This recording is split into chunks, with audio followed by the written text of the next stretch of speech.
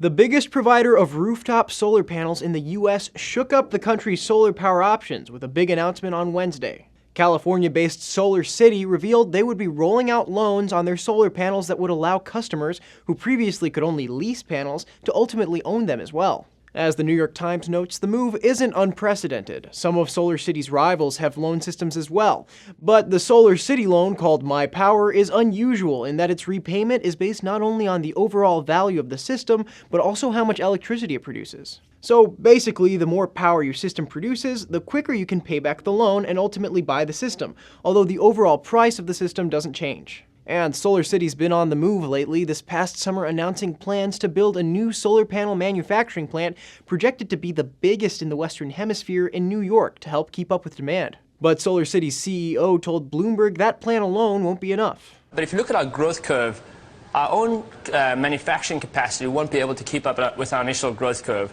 So our relationship with our existing partners will actually expand. Rive says the company is focused on the future, which is exactly what you'd expect from a company owned by techie billionaire Elon Musk, who's actually Rive's cousin, and says Solar City fits into his vision of a sustainable future. Solar City, of course, is on the energy production side of things, because it doesn't help if we have sustainable consumption of energy, but then that energy isn't produced in a sustainable way. Meanwhile, it's not just Solar City's user base expanding. Demand for residential solar power is increasing rapidly across the country. Forbes reports by the first half of this year, 2,700 megawatts of solar systems graced the home roofs of the country, compared with 1,144 megawatts by the end of June last year, thanks to help from government tax credits. The growth in solar is also helped by decreasing costs as the technology develops.